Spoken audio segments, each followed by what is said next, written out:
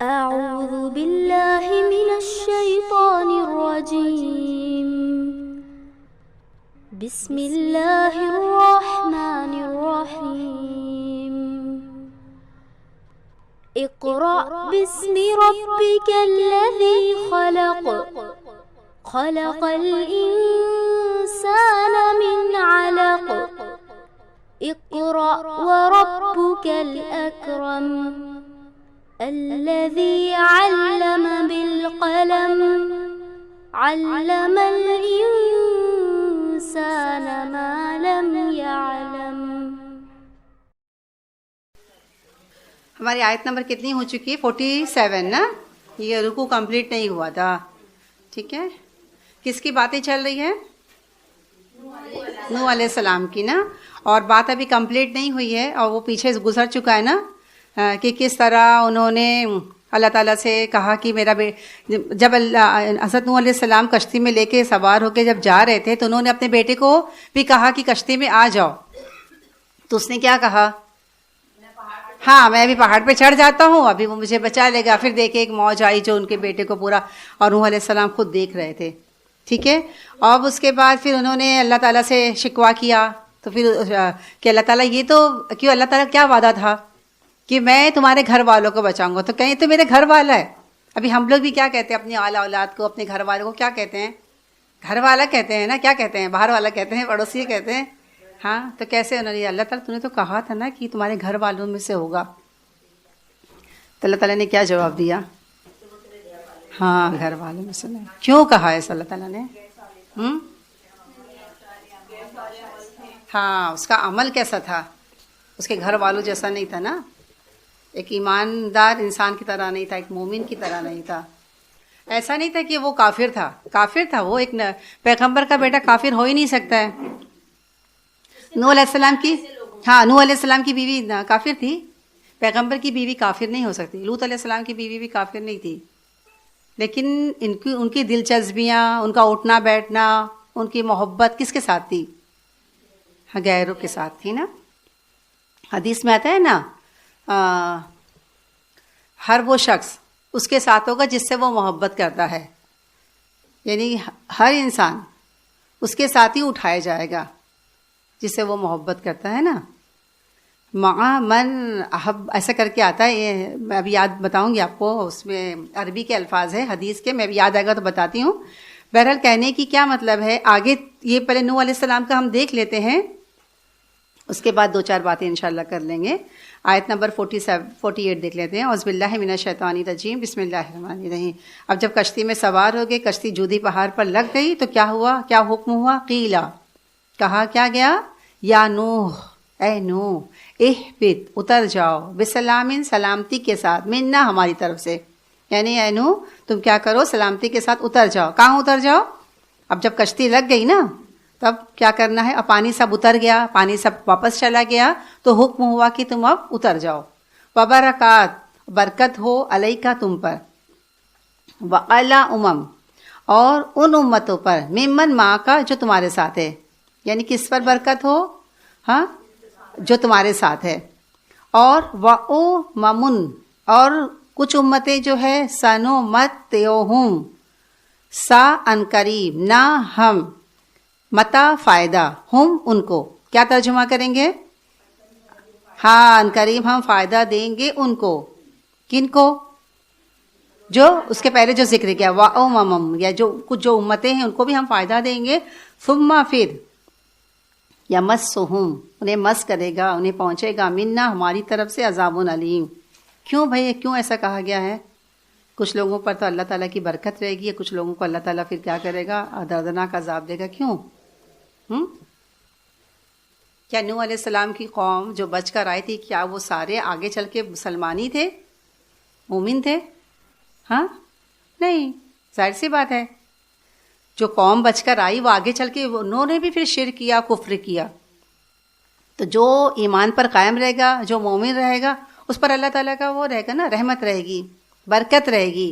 اور جو شرک کریں گے، کفر کریں گے، اللہ تعالیٰ فرماتا ہے میں اسے دوں گا دنیا کا فائدہ، کھانا پینا، رہنا سہنا سب کچھ دوں گا، لیکن بعد میں ان کے لیے کیا ہے، عذاب. سمجھ میں آیا نا اتنی بات؟ تل کا یہ من انباء الغیب، یہ کیا ہے؟ غیب کی خبریں ہیں. نوحیہا، ہم وحی کر رہے ہیں، الیکا، آپ کی طرف. ما کنتا، اور نہیں تم، تعلمھا، نہیں تم اس واقعے کو جانتے، انتا، تم بھی، ولا قوموں کا، تمہاری قوم بھی نہیں، من قبل ھذا، اس سے پہلے. آپ صلی اللہ علیہ وسلم جانتے تھے کتنے ہزار سال پہلے کا واقعہ؟ یہ 4000 سال پہلے کا واقعہ. کس کو پتا چلے گا؟ آج تو ہم کو پچھلی ساری باتیں نیوز سے ہے، نیٹ سے ہے، ہر چیز سے پتہ چل جاتا ہے. اس وقت کہاں کسی کو پتہ چلتا ہے؟ تو اس سے کیا سمجھ میں آتا ہے کہ اللہ کے رسول صلی اللہ علیہ وسلم کی نبوت کی دلیل بھی ہے نا، کہ یہ وحی کے ذریعے آپ صلی اللہ علیہ وسلم کو معلوم پڑا. خود سے ان کا کوئی وہ نہیں تھا، خود سے کوئی ایسا سورس نہیں تھا جو اتنی پہلے کی باتیں جان سکے نا. تو اس سے کیا پتہ چلتا ہے کہ اللہ کے رسول صلی اللہ علیہ وسلم کیا تھے؟ پیغمبر بنا کے اللہ تعالیٰ نے بھیجا نا، اور وحی کے ذریعے آپ کو ساری باتیں معلوم پڑی ہے. ورنہ اتنے پچھلے واقعات کس کو، اور پورا ورڈ ٹو ورڈ، پورا پوائنٹ ٹو پوائنٹ کیسے پتہ چلے گا نا. تو اس سے کیا پتہ چلتا ہے کہ آپ صلی اللہ علیہ وسلم کی نبوت کی دلیل بھی یہ پوائنٹ ہے، ساری باتیں ہیں، فرض بھی ہے. تو آپ کیا کریں؟ صبر کریں. اب کیوں ہے محمد صلی اللہ علیہ وسلم سے صبر کرنے کے لیے کہا جا رہا ہے؟ کیوں کہا جا رہا ہے؟ کس بات پر صبر کر؟ کیوں صبر کرنے کے لیے کہا؟ واقعہ تو نوح علیہ السلام کی بات چل رہی تھی، آپ صلی اللہ علیہ وسلم کو پورا بات بتایا گیا، پھر بات صبر کرو. کیوں صبر کرو؟ ان العاقبۃ للمتقین، بے شک انجام کا متقی کا اچھا ہوتا ہے. یہ مین جو بولتے ہیں نا، جو پوری رکوع کا جو اینڈ پوائنٹ جو ہوتا ہے نا، وہ بہت زبردست ہوتی ہے. پوری رکوع کا نچوڑ ہوتا ہے نا یہ. اب آپ لوگوں نے پورا رکوع پڑھا نا، سمجھ میں بات آئی نا؟ اب اس آیت کی تشریح کر لو، کچھ مشکل نہیں ہے. کیا باتیں ہیں؟ فصبر، صبر کرنے کے لیے کیوں کہا گیا ہے؟ مکی سورہ کی مدنی سورہ؟ کتنا وقت ہوا تھا اللہ کے رسول صلی اللہ علیہ وسلم کو دعوت دے کر؟ چند ہی سال ہوئے ہوں گے نا. ظاہر سی بات ہے، مکی سورہ چند سال ہوئے ہوں گے. اور نوح علیہ السلام نے کتنا سال پیغام دیا؟ تو محمد صلی اللہ علیہ وسلم، نوح علیہ السلام نے 950 سال دعوت دیا. اور تم تو ابھی دعوت دے رہے ہو. تم ابھی سے اتنا گھبرا رہے ہو. لوگ اتنی جلدی بے چین ہو رہے ہیں کہ اللہ تعالیٰ جلدی سے عذاب لائے، یہ لائے، وہ لائے. صبر کرو. کس طرح؟ مشکل دور تھا.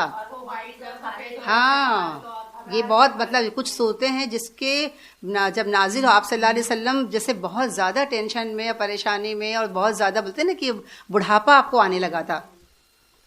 تو کیا کتنی تسلی ہو جاتی ہے نا. کیوں؟ نوح علیہ السلام نے تو 950 سال یہ کام کیا نا. محمد صاحب تو تم تو شروع کر رہے ہو، تمہاری شروعات ہے، تم اتنی جلدی گھبرا گئے. صبر کرو. کیوں صبر کرو؟ کیونکہ اینڈ جو ہوتا ہے نا، انجام کس کا ہوتا ہے؟ ہاں، متقی لوگ کا ہوتا ہے. تو صبر کرو. جس طرح سے نوح علیہ السلام کی قوم کا جو ایمان لے کر ان کا انجام کیا ہوا، باقی لوگ ڈبو دیے گئے نا، اسی طرح مکہ والے بھی اگر تمہاری بات نہیں مانیں گے تو ان پر بھی عذاب آئے گا، ان کو بھی ڈبو دیا جائے گا. ہاں، کتنی زبردست یہ آیت ہے نا، فاصبر ان، اور کیا رزلٹ بھی بتا دیا گیا. اگر اللہ تعالیٰ رزلٹ بتا دے تو کتنا انسان مطمئن ہو جائے نا. اچھا، ان تمام باتوں سے اور کیا بات پتہ چلتی ہے؟ کچھ آپ لوگ کے ذہن میں بات آتی ہے کہ اس پورا رکوع کا کیا نچوڑ کیا ہے؟ ہاں، کیا اللہ تعالیٰ کیا ہم لوگ کو سمجھانا چاہتا ہے، کیا کہنا چاہتا ہے، کیا ہمارے ذہن میں بات آنی چاہیے، کیا آنی چاہیے بتائیں؟ اور ہم کس چیز میں ڈوبے ہوئے ہیں؟ کیا چیز ہم کو اللہ تعالیٰ جھنجھوڑ رہا ہے؟ کیا چیز اللہ تعالیٰ ہم کو جگا رہا ہے کہ جاگو؟ یہ تو ہر جگہ آپ پڑھیں گے تو اس کا اینڈ رزلٹ یہی آئے گا. جو آپ لوگ بول رہے ہیں غلط نہیں بول رہے ہیں. ہاں، تو یہ بھی ہر جگہ ہے، نہیں سنیں گے تو عذاب آ جائے گا، یہ بھی کامن بات ہے. لیکن اس رکوع میں ہم کو کیا بات سمجھ، بہت دیکھیے ابھی میں بتاؤں گی، آپ بولیں گے ارے یہ تو میرے ذہن میں بھی یہی تھا لیکن میں بول نہیں پائی. ہاں، ابھی میں بولوں گی نا، آپ کو بولے گا ارے یہ تو بہت سی بات تھی، یہ تو میرے ہی ذہن میں آ رہی تھی، میں بول نہیں پائی. اس سے پہلے کہ آپ یہ بات بولیں آپ بول دیں. بہت بڑی بات اس کے اندر ایک ہے. سوچے، جلدی سوچے، فٹافٹ سوچے. پیچھے نسرین، عبرت بھی ہے پورے قرآن میں، تو عبرت ہی تو ہے. سمجھ جائیے پورے نوح علیہ السلام کے جو واقعے میں ہم کو کیا ملتی، کیا سیکھ ملتی ہے. جلدی بولیں فٹافٹ. دیکھیے مین کیا بات ہے کہ سب سے بڑی بات ہے کہ ایک پیغمبر کا بیٹا، جنہوں نے نوح علیہ السلام کا بیٹا، جن کے باپ پیغمبر 950 سال تک دعوت کی کام کیے، آدم ثانی کہا جاتا ہے. یعنی ان سے ہی آگے چل کے پوری جنریشن آگے چلی، انہوں نے اپنے بیٹے کو بھی بچا نہیں سکے. بس شارٹ کٹ کہنے کی بات ہے. اتنے بڑے پیغمبر کہ نوح علیہ السلام کو کون نہیں جانتا. یعنی کتنی بڑی بات ہم سب کے لیے. اتنے بڑے پیغمبر وہ اپنے بیٹے کو بھی نہیں بچا سکے, ان کا بیٹا ان کی آنکھوں کے سامنے ڈوب رہا تھا. سوچیں تو پھر ہم کس پر تکیہ لگائے بیٹھے ہوئے ہیں, پھر ہم کس پر بھروسہ کر رہے ہیں, کیوں ہم ایک دم ریلیکس ہیں کہ چلو ہمارے تو باپ دادا تو بہت نیک تھے, بہت پرہیزگار تھے, انہوں نے یہ کیا وہ کیا, کیا کیا, ہم نہیں بھی کریں گی تو کیا ہو گیا. یہ کتنی زبردست ہر اس شخص کو جھنجھوڑ دینے والی ہے کہ جب نوح علیہ السلام اپنے بیٹے کو نہیں بچا سکے تو آپ اور میں یا فلاں فلاں کون کس کو کیسے بچائے گا؟ کوئی کسی کو بچا سکتا ہے؟ بچا سکتا ہے؟ سوچیں کتنی آنکھ کھولنے والی بات ہے. پھر بھی لوگ بھروسہ کرے بیٹھے ہوئے ہیں. یعنی ہر شخص کو اس کا عملی فائدہ دے گا, بغیر عمل کے کچھ بھی نہیں ہے. دنیا میں نہیں ملتا ہے بغیر کام کرے ہوئے, اور چلو مل بھی جاتا ہے بیٹھے بیٹھے, آخرت میں نہیں ملے گا. یعنی یہ بہت بڑی ہم سب کے لیے نصیحت ہے, اور انسان کے لیے آنکھ کھولنے کے لیے یہ بات کافی ہے کہ وہ اپنے بیٹے کو نہیں بچا سکے, ان کی آنکھ کے سامنے ڈوب رہا تھا. سوچے اپنے اولاد سے کتنی محبت ہوتی ہے. بول سکتے تھے اللہ تعالیٰ میں نے تو کتنا دن رات, کیا سورہ نوح میں آئے گا اللہ میں نے دن رات ان کے لیے کام کیا, دن رات ان کی بھلائی کی, دن رات ان کی خیر خواہی کیا ہے. اپنی نیکی کا وہ بول سکتے تھے نا اللہ تعالیٰ میں نے تو کیا کچھ کیا نا تیرے لیے, کیا تو میرے ایک بیٹا نہیں بچا سکتا ہے؟ ہاں ہم تو ذرا سی بھی نیکی کرتے کتنے بڑے بڑے دعوے کرنے لگتے ہیں نا, لیکن انہوں نے کہیں ذرا بھی کیا, جیسے اللہ تعالیٰ نے ان کو ریئلائز کرایا فوراً وہ توبہ کر لیے, فوراً رجوع کر لیے, فوراً اب معافی مانگ لیا کہ میری تھنکنگ بہت غلط تھی, میں غلط سوچ رہا تھا. چاہتے تو بول سکتے تھے نا, ہم لوگ تھوڑا سا کام کر لیتے, ہم کتنی دعویٰ کرنے لگتے ہیں نا اللہ تعالیٰ تو نے میرے ساتھ ہی کیوں کیا, میں تو اتنی نیک ہوں, میں تو روزہ بھی رکھتی ہوں, میں نے حج بھی کیا ہے, میں نے فلاں بھی کیا ہے, میرے ساتھ ہی اتنی مشکل, مجھے کیوں اتنی آزمائش میں ڈالا جا رہا ہے, میرے ساتھ تو اللہ تعالیٰ تو یہ معاملہ مت کرنا. بولتے ہیں نا, شکوہ کرتے ہیں نا اللہ تعالیٰ سے. لیکن دیکھیں نوح علیہ السلام, یعنی میری بہنیں کی ہم سب کے لیے بہت بڑی عبرت کی بات ہے کہ کوئی کسی کے کام نہیں آئے گا, کوئی کسی کو بچائے گا, ہر شخص کو اس کا عملی کام آئے گا. بس یہی اس پورے رکوع کا یہی نچوڑ تھا. آگے ہم دیکھ لیتے ہیں اس کے بعد کون سی قوم آئی؟ ہاں عاد, قوم عاد, قوم ہود نہیں. خالہ جان ہم لوگ کو شروع میں دور تفسیر میں ہمیشہ یہ سوال کرتی تھی, قوم ہود کی قوم عاد, قوم صالح کی قوم یہ کیا بولتے سمود. اتنا کنفیوز ہم لوگ ہوتے تھے اور پتہ نہیں کیا کیا الٹا پلٹا بھی منہ سے نکل جاتا تھا. خوب رٹائی ہم لوگوں کو, ہاں رٹا کے رٹا دیا انہوں نے. تو یہاں جو فرمایا جا رہا ہے ویلا عادین, اور طرف عاد کی طرف کس کو بھیجا؟ اخاہم, ان کے بھائی ہود کو. اب یہاں ان کے بھائی کا لفظ آنے کی کیا ضرورت تھی؟ یعنی کیا مطلب ہوا؟ نہیں انبیاء کی یہ بات نہیں ہے, وہ انہی میں سے تھے, ان کی قوم میں سے تھے. ضروری نہیں انسان سگا بھائی ہی بھائی ہوتا ہے. ایک مسلمان دوسرے مسلمان کیا ہے؟ بھائی ہے نا. تو ان کی قوم میں سے تھا اور وہیں کے تھے, کہیں باہر سے نہیں آئے تھے. ویلا عادن اخاہم ہود علیہ السلام. قالا, کہا, کس نے کہا؟ ہود علیہ السلام نے کہا یا قوم, اے میری قوم, عابد اللہ, اللہ کی عبادت کرو. ما لکم من الہ غیری, نہیں ہے تمہارے لیے اللہ کے سوا کوئی اور معبود. ان کنتم, اگر تم, الا مفترون, نہیں ہو تم کیا ہے, ان انتم الا مفترون, یعنی اللہ کے سوا کسی کی عبادت مت کرو. اور تم کیا کرتے, نہیں تم کرتے ہو مگر کیا کرتے ہو, مفترون, افطرا گھڑتے, جھوٹ گھڑتے ہو. جھوٹ گھڑنا مطلب اپنے من مرضی سے بت کو بنا لینا اور اس کو پوجنا. اب ان کی دعوت کا دیکھو دو پہلو دکھائے جا رہے ہیں. ایک کیا فرمایا جا رہا ہے, ایک توحید ہے کہ اللہ کی عبادت کرو, اور دوسرا کیا ہے, ہاں انکار.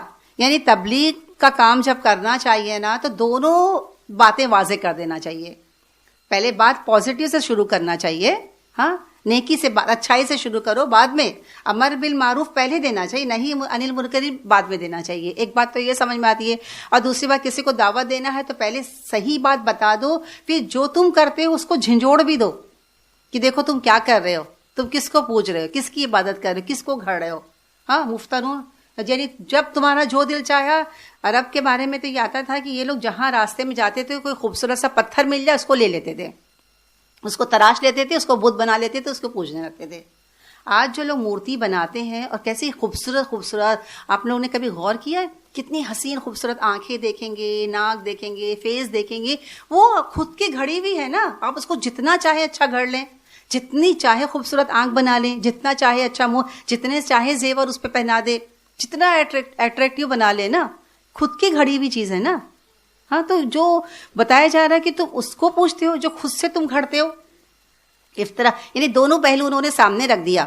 اور ایک بات یہ ہے کہ یہ جو قوم تھی نا، قوم عاد، قوم سمود، یہ اللہ کی انکاری نہیں تھی، اللہ کو مانتی تھی، اللہ کی منکر نہیں تھی، لیکن اس کے ساتھ ساتھ کیا کرتی تھی؟ شرک کرتی تھی. یہ ان کا، اور ان کو پتا تھا کہ رزق دینے والا، پیدا کرنے والا، خالق، مالک، رازق کون ہے.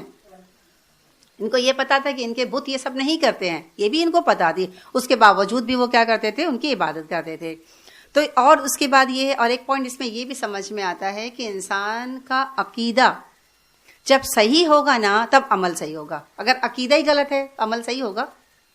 نہیں ہوگا نا. عقیدہ صحیح ہونا بہت ضروری ہے. عقیدہ صحیح ہوگا تو عمل صحیح ہوگا. عقیدہ ہی غلط ہے تو انسان کا عمل کیسا ہوگا؟ یہ کچھ باتیں تھی، اس پوائنٹ میں آ جاتا ہے. پھر کیا فرماتے؟ یا قوم، اے میری قوم، لا اسألکم، نہیں میں تم سے کوئی سوال کرتا، نہیں میں تم سے مانگتا اس پر اجرن، کوئی اجر، یعنی اس دعوت کا، اس تبلیغ کا کچھ میں اس کا بدلہ نہیں چاہتا ہوں. ان اجریہ، نہیں ہے اجر، الا مگر علی الذی، اس پر ہے، فطرنی، جس نے مجھے کیا کیا ہے؟ پیدا کیا ہے. یعنی میرا اجر کس کے اوپر ہے؟ جس نے مجھ کو پیدا کیا. افلا تعقلون، کیا تم کو سمجھ میں نہیں آتی ہے؟ ہاں اب یہ کیوں فرمایا جا رہا ہے؟ کیوں فرمایا جا رہا ہے؟ یعنی تم کو یہ سمجھ ہونا چاہیے، عقل ہونا. تم کو عقل نہیں ہے کہ جو میں تم کو دعوت کا کام کر رہا ہوں، جو تبلیغ کا کام کر رہا ہوں، جو تم کو سمجھا رہا ہوں، اس پہ میں کچھ فائدہ لے رہا ہوں. آج دیکھیے میری بہنیں، دنیا میں کچھ بھی کام آپ دیکھ لیے، لوگ کیا بولتے ہیں؟ کچھ تو اس کا فائدہ پیچھے چھپا ہوگا نا. بے غرض ہو کر کوئی کچھ بھی نہیں کرتا ہے، ہر چیز میں غرض چھپی ہوتی ہے. لیکن ایک پیغمبر جو ہوتے ہیں نا، ان کا کچھ بھی غرض نہیں ہوتی ہے سوائے اس کے کہ اللہ کا پیغام پہنچا دینا.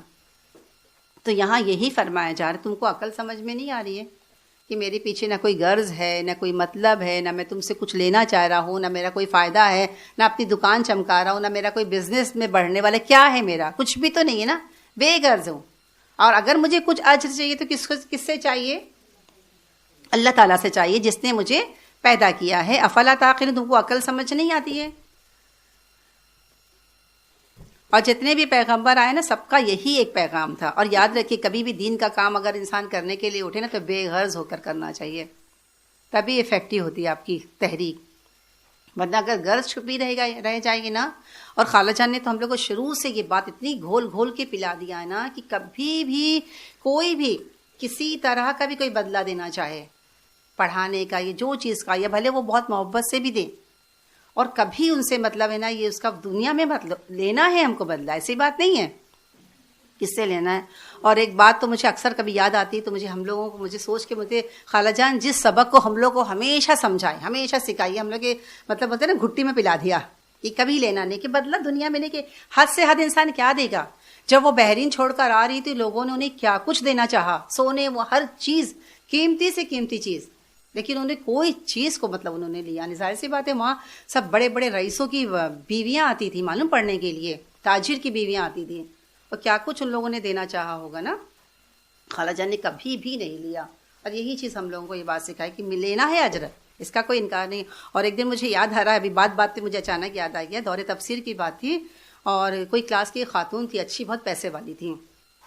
اب وہ انٹرول میں ہوتا ہے نا کہ سب سے خالہ جان کھڑے ہو کے ہاتھ ملاتی، لوگ آتے ہیں ملتے، وہ کھڑے ہو کے ہاتھ ملا رہی تھی، بات کر رہی تھی. وہ اچانک وہ خاتون آئی اور دھڑ سے انہوں نے خالہ جان کو ایک اتنی بڑی تھیلی تھما دیا.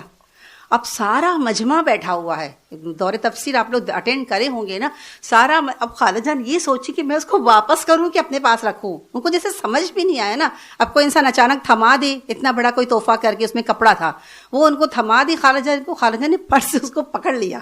اب ان کو سمجھ میں نہیں آیا نا کہ میں اس کو منع کروں یا میں اس کو رکھ لوں.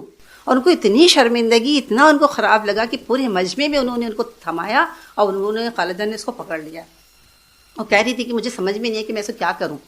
میں نے وہ تو لے کے ٹیبل ویبل پہ رکھ دی. بعد میں ہم لوگ کو جو خالہ جان نے بتایا، پھر ان کو بلا کے ہم نے اتنے پیار سے اتنی اسے سمجھا کہ وہ چیز واپس کر، لیکن مجمع کے سامنے تو دکھا کہ خالہ جان نے وہ چیز لے لیا ہے. پھر خیر وہ لے نہیں رہی تھی، ان کی آنکھوں میں آنسو آ گیا تھا. مطلب وہ بہت خلوص اور بہت لوگ محبت سے لاتے ہیں، یہ بات نہیں، لوگ چاہتے ہیں، یہ نہیں کہ بدلہ لوگ نہیں دینا چاہتے، لیکن ایک لوگوں کی ایک محبت ہوتی ہے نا کہ ہم بھی کچھ دے دیں، ہم بھی کچھ کر لیں، یہ ایک رہتی نا. ان کی محبت تھی، کوئی بدلہ نہیں تھا. پھر بڑی مشکل سے ان کی آنکھوں میں آنسو، تب بھی ہم لوگوں نے بڑی مشکل سے کر کے ان کو واپس کر دیا تھا. تو یہ بات ہمیشہ آپ لوگ بھی یاد رکھیں، کبھی بھی دین کا کام کرے کوئی بھی اس طرح سے کبھی بدلہ نہیں چاہے. حد سے حد انسان کیا دے گا بتائیے؟ ہاں پیسہ دے گا، سونا دے گا، چاندی دے گا، زیور، اور کیا دے گا؟ دے سکتا ہے، لیکن اللہ تعالیٰ کیا جو اجر ملے گا سوچیں وہ اس کے مقابلے میں ہے، وہ تو کتنا زیادہ ہوگا نا.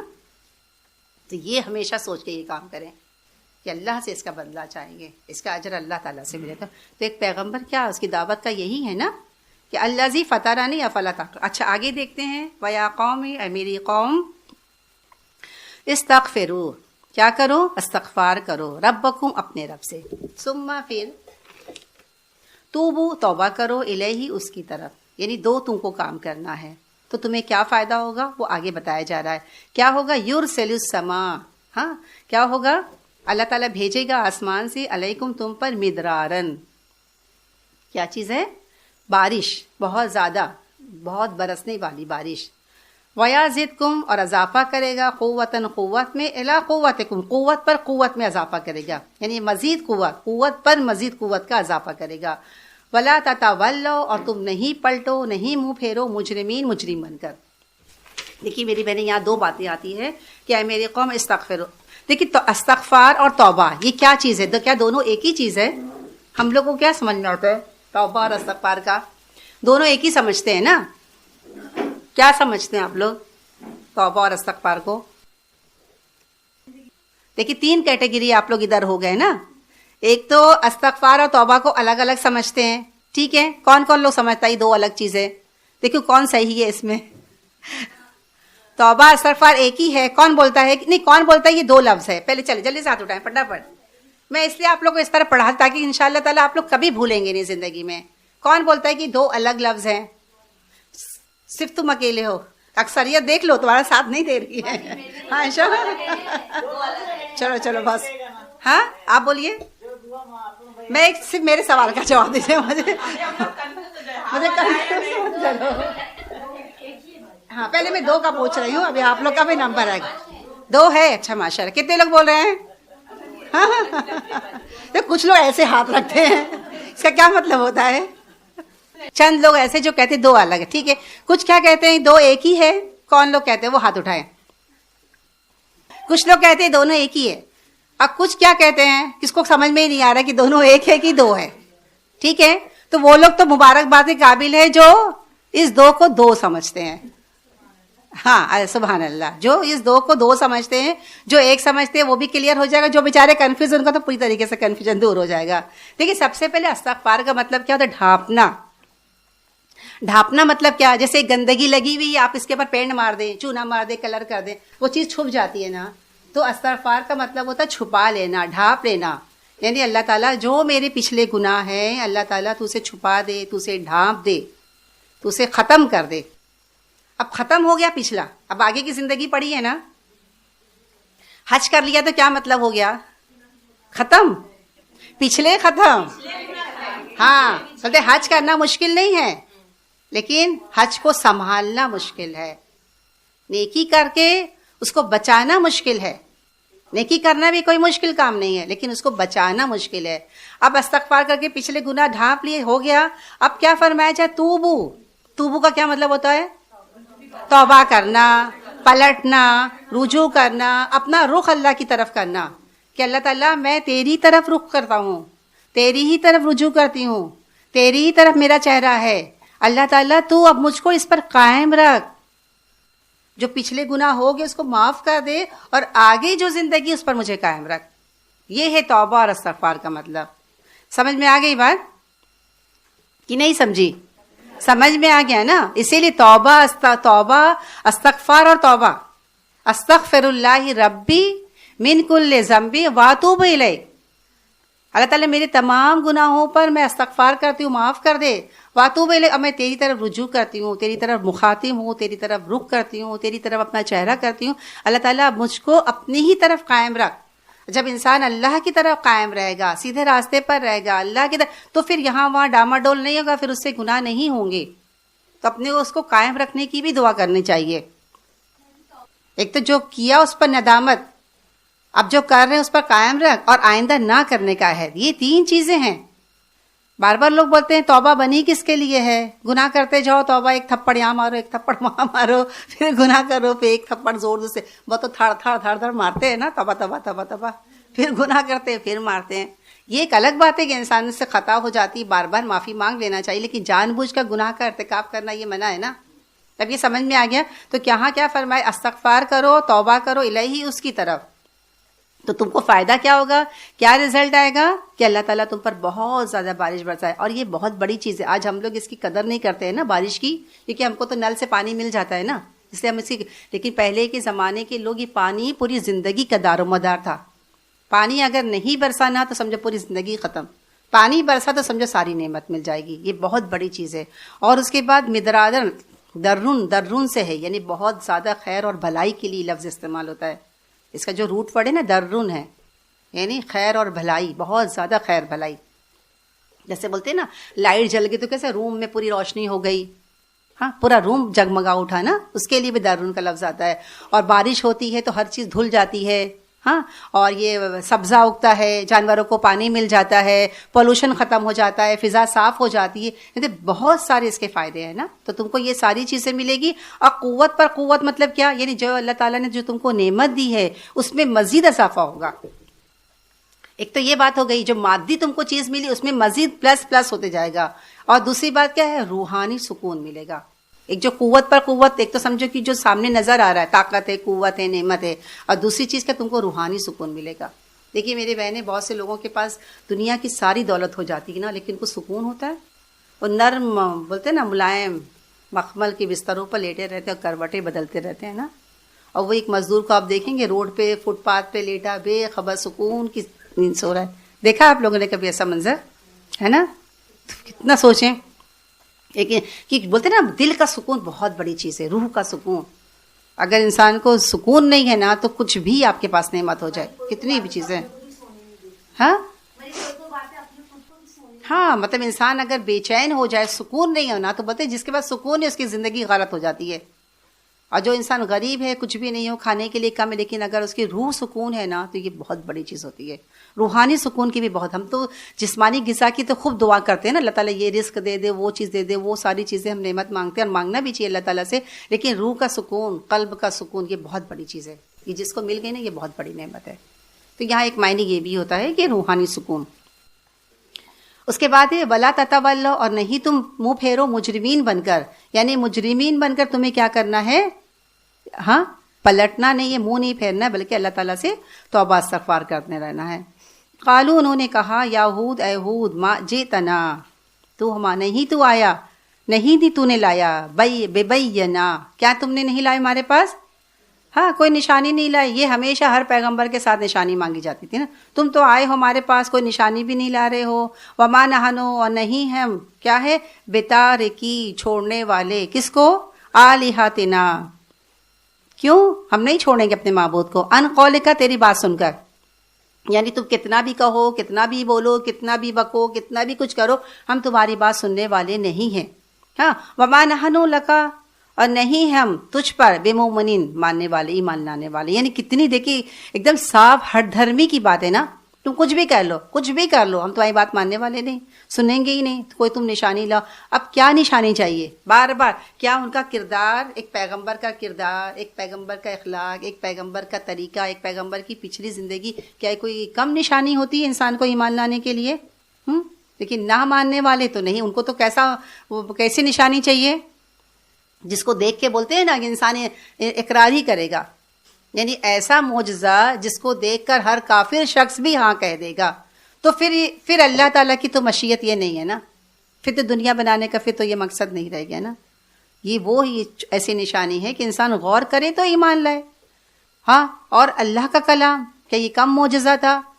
اور جس کے ذریعے، جس کے منہ سے نکل رہا تھا جو پیغمبر، کیا اس کی زندگی ان کے سامنے نہیں تھی؟ یہ کم معجزہ تھا کیا؟ ایمان لانے والے تو ایمان لا سکتے تھے نا. تو آگے ہود علیہ السلام کیا کہتے ہیں؟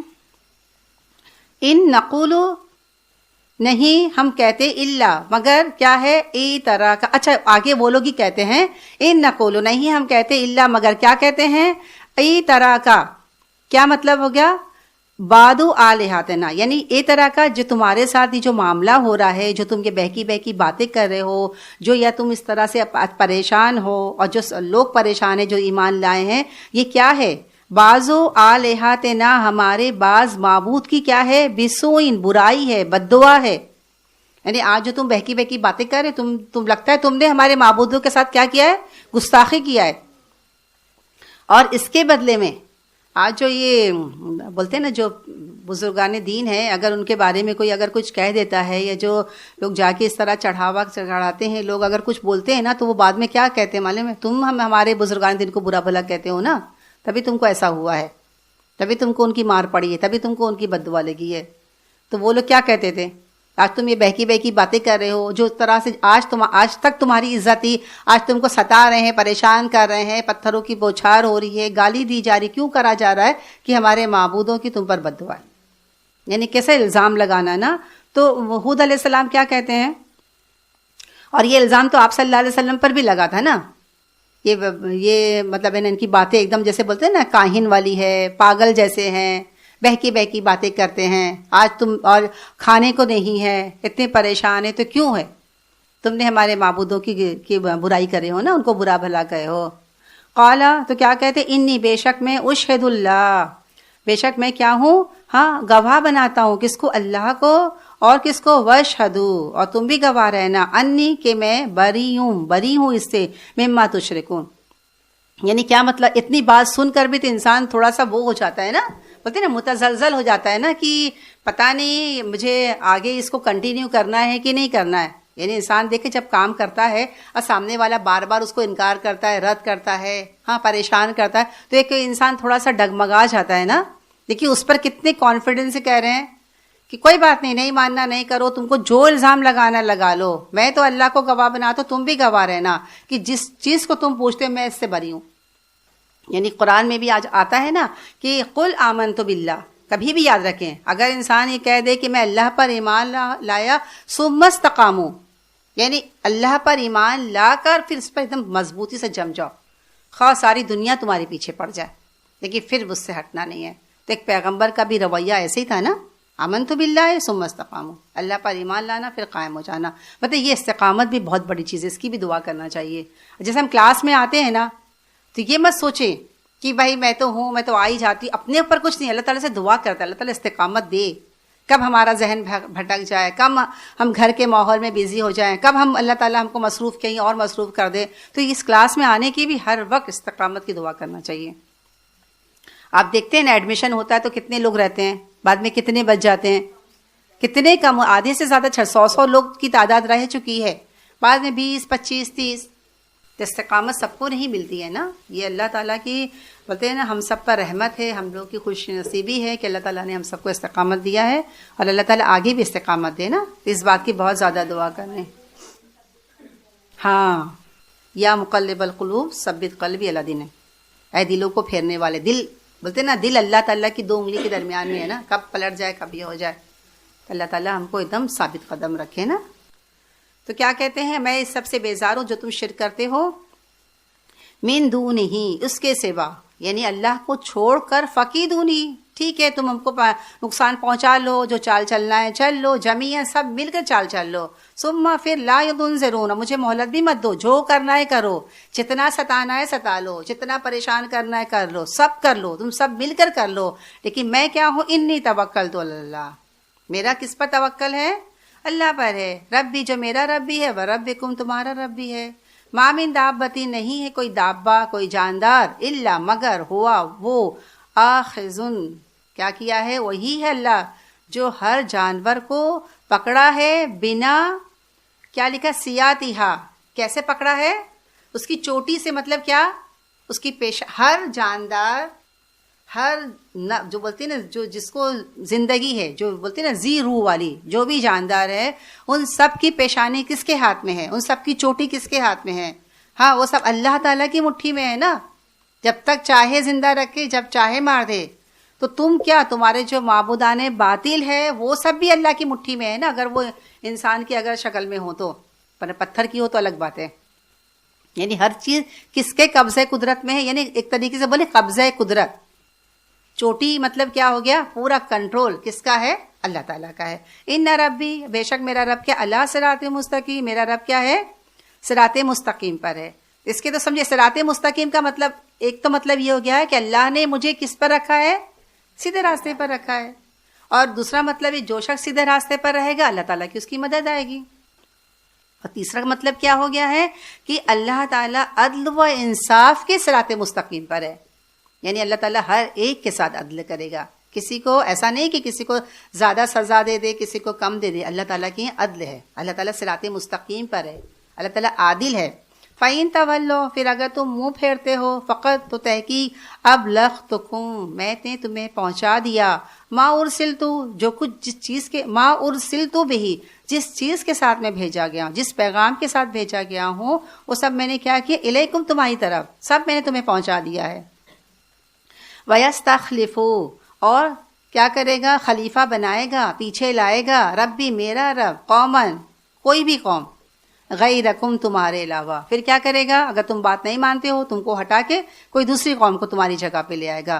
وَلَا تَضُرُّونَهُ، اور نہیں تم نقصان کر سکتے شیئن، اللہ کا، یعنی تم اللہ تعالیٰ کو منع کر سکتے ہو، عاجز کر سکتے ہو، روک سکتے ہو. اللہ تعالیٰ مجھے نہیں کسی اور کو مطلب ہم ہی کو رکھو، یعنی تم اللہ کا کچھ بھی نقصان نہیں کر سکتے ہو. انا، کیوں؟ انا ربی، بے شک میرا رب کیا، اللہ کل شیء حفیظ، اللہ تعالیٰ ہر چیز کا حفاظت کرنے والا ہے. اب اس کے بعد اب آگے جب ان کی قوم نے بات نہیں مانی تو کیا ہوا؟ وَلَمَّا، اور جب جہاں آ گیا امرنا، ہمارا فیصلہ، یعنی کیا مطلب؟ کیا آ گیا؟ عذاب آ گیا. ہاں، تو اللہ تعالیٰ نے کیا کیا؟ نجینا، ہم نے نجات دے دی، ہودن، ہود کو، والذین آمنوا معہ، اور وہ لوگ جو اس کے ساتھ ایمان لائے ہیں، برحمت منا، اپنی رحمت کے ساتھ، ونجیناہ، اور ہم نے ان تمام لوگوں کو نجات دی. کن لوگوں کو؟ ہود اور ان کے جو ایمان لائے تھے ان کو ہم نے نجات دی، من عذاب غلیظ، یعنی ان پر کیسا عذاب آیا تھا؟ سخت عذاب آیا تھا. قوم عاد پر سخت عذاب آیا. اور کہتے ہیں نا کہ 8 رات اور 7 دن، نہیں 7 رات اور 8 دن کنٹینیو، کہتے اتنی تیز، تند و تیز بولتے ہوا تھی نا، بہت زبردست ہوا تھی، اور اس طرح چلتی تھی کہ ایک ایک جو بھی تھے ہر ایک کو اٹھا اٹھا کر پھینک رہی تھی. ہاں، اس میں آتا ہے نا کیا بولتے ہیں، سورہ فجر نے، سورہ فجر میں ہی آتا ہے کہ یہ جو قوم تھی قوم عاد، اس کے عالم ترى کیف فعل ربک بعاد، کیا تم نے دیکھا اس قوم کو جو اللہ تعالیٰ نے ان کے ساتھ کیا کیا ہے؟ اور ان پہ، اور آگے چل کے پوری آیت آتی ہے، اس کے بعد آتا ہے کہ فصب رب صوت عذاب، اور ان پر تیرے رب کا کوڑا برسا. یعنی کہتے جو عذاب جو ان پر تھا نا، زبردست آندھی کی شکل میں تھا، ہر ایک کو اٹھا اٹھا کر پھینک رہی تھی. اور سورہ الحاقہ میں آتا ہے کہ اس طرح وہ پڑے تھے. کیسے پڑے تھے؟ جیسے کہ نہیں کھجور کے درخت کے سوکھے تنے، کبھی کھجور کا تنا دیکھیں؟ ہاں، ویسا سوکھا کھجور کے درخت کے سوکھا تنا دیکھیں کہ ہاں کیسے لمبے، کیوں اس سے کیوں مثال دی گئی معلوم؟ یہ بہت لمبے قوی، لمبے بھی تھے، لمبے چوڑے بڑی ویسے والے تھے، قوت، طاقت اور لمبائی میں بہت زیادہ تھے وہ لوگ. تو جس طرح بولتے، جب دیکھیں کبھی آندھی واندھی آتی، آپ لوگوں نے کبھی دیکھا ہوگا بعد میں کس طرح درخت ورخت ہر چیز پڑے رہتے ہیں نا، بیچ میں بھی دیکھو کتنی ہوا چلی، لوگوں کے پترے اڑ رہے تھے. ہاں، تو بولتے ہیں نا، اور وہ سوچو یہ تو نارمل ہوا تھی، جو صرف پترے اڑ گئے اور کچھ درخت گر گئے، یا کبھی بہت شدید آندھی آتی، بارش آتی، کہ سارے درخت پورے زمین پہ، جیسے گاؤں وغیرہ میں دیکھیں گے تو وہاں پورے ہر طرح آپ کو درخت ہی درخت گرے پڑے نظر آ جائیں گے. تو یہ سوچے یہ جو تھی وہ آندھی نارمل، یہ تو عذاب والی آندھی تھی نا. ایک تو آندھی ہوتی نارمل آئی گئی نا، عذاب کی آندھی، اور اتنی تیز اتنی تھی. اور ان کے لم یخلق مثلھا فی البلاد، یعنی اس جیسی کوئی قوم اللہ تعالیٰ نے پیدا ہی نہیں کیا. ایسی زبردست قوت میں، طاقت میں، نعمت میں، عقل میں، سمجھ میں، ہر چیز میں اللہ تعالیٰ نے ان کو کیا کچھ نوازا تھا. لیکن ان لوگوں نے جب اپنے پیغمبر کی بات نہیں مانی تو کس طرح سے ان پر عذاب آیا نا. کس طرح، جیسے بولتے ہیں نا کہ کھجور کے درخت کے تنے جس طرح پڑے رہتے ہیں نا، اپنے گھروں میں پڑے رہ گئے، یعنی کتنا زبردست ان پر عذاب آیا. تو فرمایا جائے وتل کا، اور یہ تھے عاد. اور کیا انہوں نے کیا؟ ان کا جرم کیا تھا؟ ہاں، ان کا جرم یہ تھا کہ جحدوا بآیات ربہم، انہوں نے انکار کیا اپنے رب کی آیت کا. پہلا جرم کیا تھا؟ اپنے رب کی آیت کا انکار کیا. دوسرا جرم کیا تھا؟ وعصوا رسولہ، اپنے رسول کی انہوں نے نافرمانی کی. اب رسول، آپ دیکھیں رسول کس کو کہتے ہیں؟ ایک رسول کو. اور رسولو کس کو کہتے ہیں؟ یہاں رسولہ آیا ہے، انہوں نے تو ایک پیغمبر کا انکار کیا نا. کس کا انکار کیا؟ ہود علیہ السلام کا. تو یہاں کیوں آیا ہے وَعَصَوْا رُسُلَهُ؟ ہاں نہیں، انہوں نے قوم عاد نے تمام رسول کا انکار کیا. کیوں آ رہا ہے؟ خالی یہ آنا چاہیے نا کہ قوم عاد نے اپنے رسول کا انکار کیا نا. رسول، ہاں رسولہ پیش آیا ہے نا، رسولہ جمع کا صیغہ آیا ہے. کیوں آیا ہے؟ کیونکہ ایک رسول کی دعوت اور سب رسول کی دعوت ایک ہوتی ہے. ایک رسول کا انکار کرنا مطلب سب رسول کا، اس لیے یہاں جمع کا صیغہ آیا ہے. اچھا آگے فرمایا جا رہا ہے کہ دو جرم ان کا ہو گیا، ایک تو اللہ کی آیت کا انکار کیا، دوسرے رسول کی نافرمانی کی، اور تیسرا سب سے بڑا جرم کیا؟ وَاتَّبَعُوا، اور انہوں نے اتباع کی، پیروی کی، پیچھے چلے کس کے؟ امرا، حکم کی، کل ہر جبارن عنید. کس کی انہوں نے پیروی کی؟ کس کے پیچھے جبار. جبار مطلب سرکش، اور عنید مطلب اناد رکھنے والا. ہاں اناد رکھنے والا مطلب ایک طریقے سے بولتے ہیں نا کہ کیا کہنا، ہاں ہر دھرم طرح کی جو انسان ضدی یعنی سرکش اور ضدی ایک طریقے سے کہا جائے گا. تو یہاں جو لفظ آیا ہے نا کہ انہوں نے کیوں ان کی پیروی کی، کیا ضرورت تھی؟ چاہے تو رسول کی ہی پیروی کر سکتے تھے، لیکن ان لوگوں نے جبار کی، سرکش کی اور اناد رکھنے والے، یہ بولتے ہیں ضدی، اس کی ان لوگوں نے پیروی کیا. ہاں ایکچولی میں اناد کا مطلب ہے دشمن حق. جو حق کا جو دشمن ہوتا ہے نا اس کو اناد کہتے ہیں. اناد رکھنے والا، حق کا انکار کرنے والا، حق سے دشمنی رکھنے والا، اس کو اناد کہتے ہیں. اور جبار کا مطلب ہو گیا سرکش ہو گیا ہے. تو اب سوال یہ ہوتا ہے کہ کیوں ان لوگوں نے اس کی بات مانی؟ ابھی ہم بھی سنیں گے تو لگے گا نا کیوں نہیں رسول کی بات مان لی، مان لینا چاہیے تھا نا.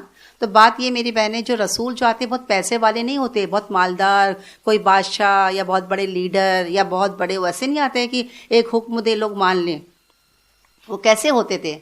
ہاں ایک تو پہلی بات کوئی پیسے والے نہیں ہوتے تھے، میڈیم فیملی کے ہوتے تھے، میڈیم جیسے لوگ ہوتے تھے. اور دیکھا جائے معاشرے میں کس کی بات مانی جاتی؟ آپ اگر اپنے سوسائٹی پہ نظر ڈالیں گے تو کس کی بات زیادہ مانی جاتی ہے؟ ہاں جو سوسائٹی میں مالدار ہوتے، اسٹیٹس رکھنے والے ہوتے، پیسے والے ہوتے، رئیس ہوتے، جن کی کچھ بولتے ہیں نا اثر و رسوخ ہوتا ہے نا، ان کی بات مانی جاتی، چاہے وہ کتنی بھی غلط بات بول دیں. ارے ایک بیچارہ انسان کتنا بھی صحیح بولے گا، لیکن اگر وہ بولتے ہیں نا اسٹیٹس میں اس کا ہائی نہیں ہے، میڈیا میں، تو لوگ اس کی بات نہیں مانتے ہیں. تو یہ عام کلچر بتایا جا رہا ہے. ابھی ہم بھی سوچیں کہ ان کو کیا ضرورت ہے، رسول کی بات مان لیتے نا. تو بات یہ کہ ماحول ہی ایسا ہے نا، ماحول ہی. اور دنیا میں ہر شخص کو کوئی نہ کوئی فائدہ بھی تو غرض ہوتا ہے نا، دنیا بھی تو چاہیے، فائدہ بھی چاہیے. اسی لیے لوگ بولتے ہیں نا چمچے لوگ ہوتے ہیں ان کے پیچھے پیچھے بھاگتے ہیں نا. تو کیوں بات مانتے ہیں؟ کیونکہ ایک ماحول ہی ایسا بن جاتا ہے نا. بہت کم ایسے ہوتے ہیں جو حق کی طرف آتے ہیں. تو ان کی بھی آج کل مطلب ان کی بھی مجبوری تھی. تو ان لوگوں نے کیا، ان کا جرم ایک تو اللہ سے انکار کرنا، رسول کا انکار کرنا، اور جبار اور سرکش اور اناد رکھنے والے کے پیچھے پڑ گئے. یہ تین ان کا جرم تھا، جس کی وجہ سے اللہ تعالیٰ نے ان پر عذاب نازل کیا. تو کبھی انسان کو یہ دیکھنا نہیں چاہیے اکثریت کس طرف جا رہی ہے، حق کیا ہے، باطل کیا. یہ مت دیکھے کون کتنا پیسے والا ہے، کس کا کتنا دبدبہ ہے، کس کا. آج جو معاشرے میں جو یہ چل رہا ہے نا، یہ بولتے نا کہ بہت افسوس کی بات ہے کہ اکثریت کس طرف بھاگ رہی ہے. ہاں اسی طرف بھاگ رہی ہے نا.